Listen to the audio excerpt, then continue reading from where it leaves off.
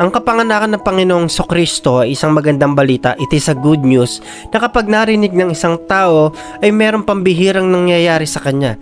Nakakapagtulak ito upang magbago. Kung ikaw ay dating masama, ikaw ay nagiging mabuti. Dating makasalanan, biglang nagbabago sa kapangyarihan ng Diyos. In essence, lahat ng karakter sa Biblia na nagkaroon ng personal encounter sa Panginoong Kristo ay nagbago.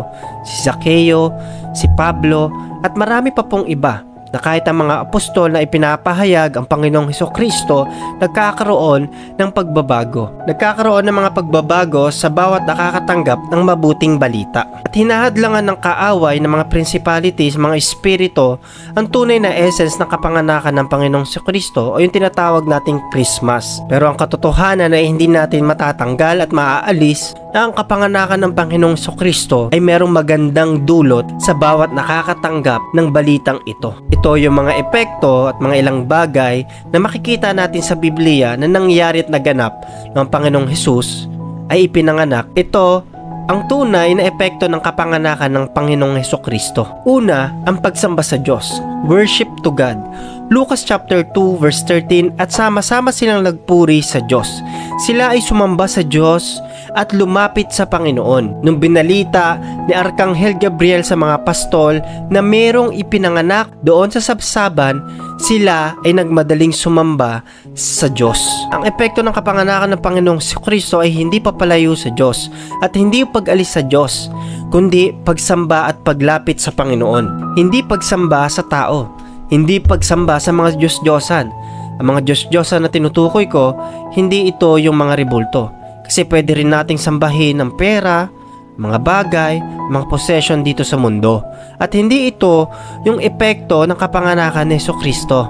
Pagsamba sa Diyos, paglapit, at pagpapasalamat sa ating Panginoon ang nagiging epekto sa tao once na nalaman niya ang kapanganakan ng Panginoong Kristo. Hindi pagrereklamo at hindi panlalait sa Diyos. Marami po mga kapatid hindi nakakalam kung ano ang totoong essence ng Christmas, kundi ito yung kapanganakan ng Panginoong Kristo. At kung ano ang dahilan kung bakit ang Panginoong Hesus ay nagkatawang tao at pinanganak. Christmas is not like this. Marami bang gumagawa nito? Kaya gagawa ka rin? Showing other people that you can buy expensive lights, decorations, and Christmas trees that brings envy to others. The reason to these things is only you want to impress them. But what leads you to do this? Comparison?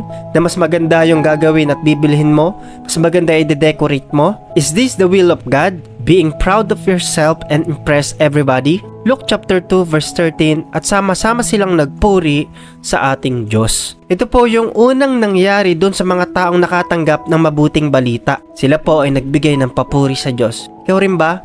Nung nalaman mong merong ipinanganak sa sabsaban at ang pangalan ay Panginoong Hesus, ikaw ba ay sumamba sa Diyos? Ano ang naging epekto sa iyo nito? It is important na malaman natin kung ano ba talaga ang unang epekto na nagaganap sa tao once natanggap niya ang mensahe at magandang balita ng kapanganakan ng Panginoong Kristo.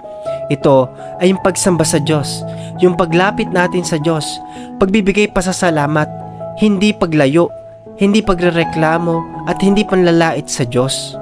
Tulad ng mga nagaganap sa panahon natin, napakalayo po ng ginagawa ng sanlibutan sa kapanahunan natin at sa mga kapanahunang darating pa, na ang pagsamba nila ay hindi napupunta sa ating Diyos. Pangalawa, kapayapaan. Peace ang binibigay ng mabuting balita ng kapanganakan ng Panginoong Kristo. Luke chapter 2 verse 14, purihin ng Diyos sa langit, may kapayapaan na sa lupa. Ito ang katotohanan sa lahat ng lumalapit at sumasamba sa Diyos. Nagbibigay ito ng kapayapaan. Once narinig mo ang mabuting balita, nagpapahayag ng kapanganakan ng Panginoong Kristo, nagbibigay ito ng kapayapaan sa bawat tumatanggap at lumalapit sa Diyos. Kapayapaan ang gustong maranasan ng Diyos ng bawat tao. Not to struggle, not to be in peace, not to be a drunkard, or not to be an enemy of God. Kundi kapayapaan ang nais ng Panginoon sa bawat tao. I hope na sa lahat ng tumanggap sa ating Panginoong Kristo, ito po ang naging epekto. Nagkaroon ng kapayapaan sa kanilang buhay, sa kanilang puso. Hindi katulad ni Herodes na galit ang nagdrive sa kanya upang ipahanap at ipapatay ang lahat ng sanggol ng merong 2 taong gulang pababa dahil punong-puno siya ng insecurities, inggit, ganid, at takot na may kasamang pressure na baka mapalitan siya doon sa kanyang pwesto sa mga susunod na henerasyon. Matthew chapter 2 verse 16, galit na galit si Herodes nang malaman niyang nilinlang siya ng mga taong galing sa silangan, kaya inutos niyang papatayin ang lahat ng batang lalaki. Ito yung gustong mangyari ni Herodes, alisin, patayin at mawala ang existence ng Panginoong Hesus sa mundo. At ang nasa likod nito walang iba kundi ang kaaway ng Diyos, si Satanas. Alam niyo po, ganito ang espiritong hindi nakikita sa mundo, na patuloy na ini-inject ni Satan sa mga tao ang espiritu ng galit, inggit, insecurities, pressures para mawala tayo doon sa kalooban ng Diyos. Gagawin niya ang lahat ng kaparaanan upang ilayo ang tao sa realidad ng mundo. Idadivert ng kaaway ang katotohanan. Tatanggalin niya yung mismong essence ng Christmas. Dinadivert ng kaaway ang kapayapaan at ang realidad ng existence ng Panginoong Hesus. Pinapalitan niya ng mga bagay na makakapagpalayo sa atin sa katotohanan. Tulad na lang ni Santa. Hindi naman talaga si Santa Claus ang dahilan kung bakit may Christmas. Pero saan nadadala mga bata? Doon kay Santa Claus. Ibig sabihin, malinaw na diversion po ito. Sa bawat henerasyon at darating na panahon, si Santa ang hinahanap ng mga bata. Pero ang totoo po nito, alam natin na hindi si Santa Claus ang dahilan kung bakit mayroong Christmas celebration at may holiday. Ito yung gustong tanggalin ng kaaway, yung kapayapaan at katotohanan, at ipapalit niya yung mga bagay upang malayo tayo doon sa katotohanan. At hindi love, hindi peace ang nai-insert sa mga tao once na i-divert ng kaaway ang tao papalayo sa Diyos, kundi mapapalitan ng galit, inggit, insecurities at pressure. Ito yung nangyayari po sa panahon natin in Christmas season. Ang katotohanan, kapayapaan po ang epekto ng mabuting balita at ng kapanganakan ng ating Panginoong Hesukristo. Kaya bilang mga mananampalataya ng Panginoong Hesukristo at naglilingkod sa Diyos, kailangan nating sabihin sa ating mga mahal sa buhay, kaibigan, katrabaho, na mayroong Diyos na nagkatawang tao. Kasi ito yung epekto, urgency to tell the good news and the truth to others.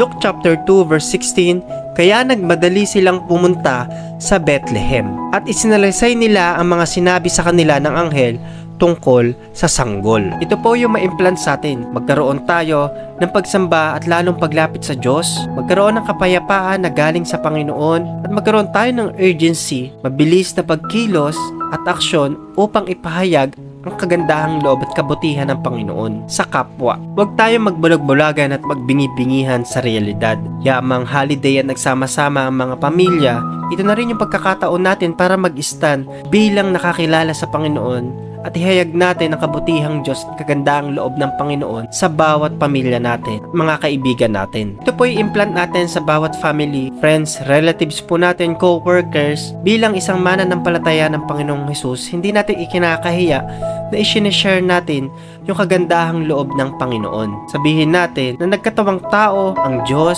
dahil sa dakilang pag-ibig niya sa sanlibutan para tubusin tayo sa tiyak na kapahamakan, kapayapaan, pagsamba sa Diyos, paglapit, at kakayahan na rin sabihin sa bawat tao na kakilala nila na ibahagi rin ang salita ng Diyos at ang kabutihan ng Diyos sa bawat tao. Hindi inggitan, kaguluhan at kawalan ng pananampalataya ang celebration ng kapanganakan ng Panginoong Hesus. Unti-unting nawawala ang essence ng kapanganakan ng ating Diyos, ng ating Panginoong Hesus, ng tagapagligtas. Tingin ka sa paligid, ito ba ang totoong Pasko?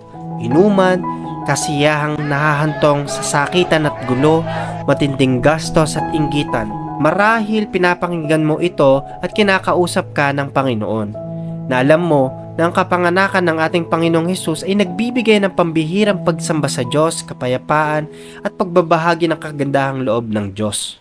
Dahil sa dakilang pag-ibig ng ating Panginoon na hindi masayod at hindi masukat, ibinigay niya ang kaisa-isang anak upang tayo ay magkaroon ng buhay na walang hanggan. If Jesus Christ is your Lord and Savior, be a true Christian. Tell others what is truth and what is the good news. Jesus. Papuri sa kataas-taasan, papuri sa kintagang pagligtas, purihin ka, Jesus, Hari ng langit, Hari ng buhay ko, papuri sa Malaking oportunidad ito na nalaman natin ang mga bagay na ito at ma-share natin sa ating mga kapwa. sa ating mahal sa buhay, mga kakilala. Salamat kapatid kung nakarating ka sa huling part ng video ito. Marami ka nawang natutunan. Kung bago ka lang sa Facebook page, follow and like ka lang po. Napapanood nyo po ito sa YouTube channel. Subscribe po kayo at hit nyo po yung notification bell para update po kayo sa mga i-release natin na video. Salamat po uli. Hanggang sa susunod na pagkikita natin, ito po ang inyong likod, Pastor Gab Bueno. God bless you po.